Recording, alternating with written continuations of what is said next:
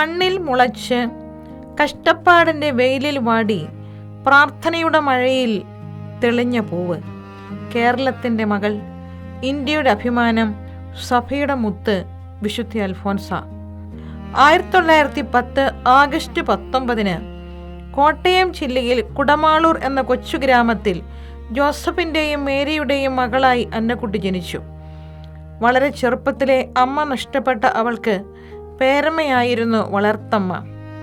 ചെറുപ്പം മുതലേ അവൾ മറ്റു കുട്ടികളിൽ നിന്ന് വ്യത്യസ്തയായിരുന്നു. കളികളോടായിരുന്നില്ല അവളുടെ താല്പര്യം.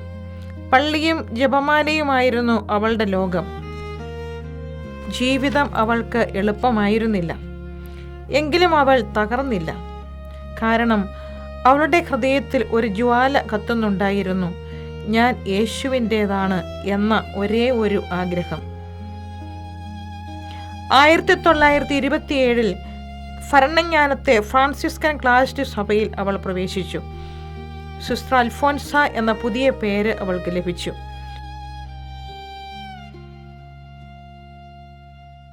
സന്യാസ ജീവിതവും അവൾക്ക് പൂക്കൾ വിരിച്ച വഴിയായിരുന്നില്ല.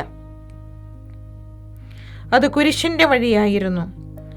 ആസ്മ, കഠിനമായ വയറുവേദന, വ്രണങ്ങൾ, വാദം എന്നിവയെല്ലാം അവളെ അലട്ടിയിരുന്നു. വർഷങ്ങളോളം അവൾ കിടപ്പ് രോഗിയായി. ലോകം കണ്ടത് ഒരു രോഗിയായ സന്യാസിനിയെ. എന്നാൽ ദൈവം കണ്ടത് തൻ്റെ കുരിശ് സന്തോഷത്തോടെ ചുമക്കുന്ന ഒരു പ്രിയപ്പെട്ടവളെ. അവൾ പരാതിപ്പെട്ടില്ല. പകരം പറഞ്ഞു, ദൈവം എനിക്ക് തരുന്ന കഷ്ടപ്പാടുകൾ ഞാൻ സ്നേഹത്തോടെ സ്വീകരിക്കുന്നു. കാരണം ആ കുരിശിൽ എൻ്റെ യേശു തൂങ്ങുന്നുണ്ട്. ക്ലാസ് മുറിയിലും മഠത്തിലും രോഗക്കിടക്കയിലും അവൾ ഈശോയെ കണ്ടുമുട്ടി സ്നേഹിച്ചു. അവൾക്ക് അറിയാമായിരുന്നു, ദൈവം വലിയ കാര്യങ്ങൾ ആഗ്രഹിക്കുന്നില്ല, ചെറിയ കാര്യങ്ങൾ വലിയ സ്നേഹത്തോടെ ചെയ്യുന്നതാണ് അവിടുന്ന് ആഗ്രഹിക്കുന്നത് എന്ന്. 1946 ജൂലൈ 28 ആ സഹനപുഷ്പം നിത്യതയിലേക്ക് പറന്നുയർന്നു. മരിക്കുമ്പോൾ ലോകത്തിന് അവരെ അറിയില്ലായിരുന്നു. എന്നാൽ മരണശേഷം അത്ഭുതങ്ങൾ അവളെക്കുറിച്ച് സംസാരിച്ചു തുടങ്ങി.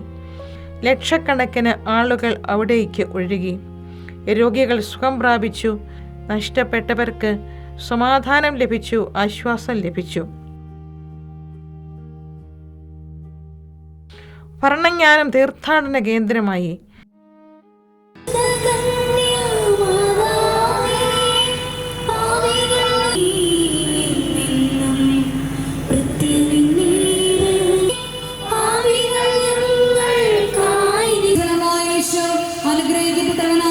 സ്ത്രീകളിൽ അനുഗ്രഹിക്കപ്പെട്ടവളാകുന്നു.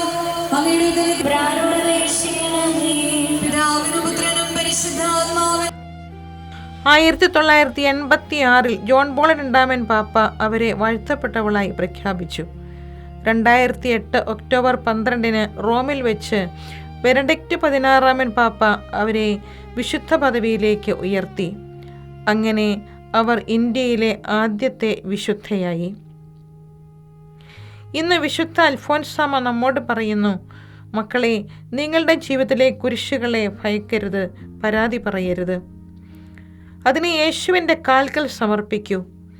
വലിയ കാര്യങ്ങൾ ചെയ്യേണ്ട. നിങ്ങളുടെ കയ്യിൽ കിട്ടുന്ന ചെറിയ ജോലി പോലും ദൈവത്തിന് വേണ്ടി ചെയ്യൂ. അൽഫോൻസാമ്മ മരിച്ചിട്ടില്ല. ഭരണങ്ങാനത്തെ ഓരോ മെഴുകുതിരിയിലും, ഓരോ രോഗിയുടെ കട്ടിലിനരികിലും, ഓരോ അമ്മയുടെ പ്രാർത്ഥനയിലും അൽഫോൻസാമ്മ ഇപ്പോഴും നമ്മോടൊപ്പം ജീവിക്കുന്നു. നമുക്ക് പ്രാർത്ഥിക്കാം. വിശുദ്ധ അൽഫോൻസാമ്മേ, ഞങ്ങൾക്ക് വേണ്ടി പ്രാർത്ഥിക്കണമേ.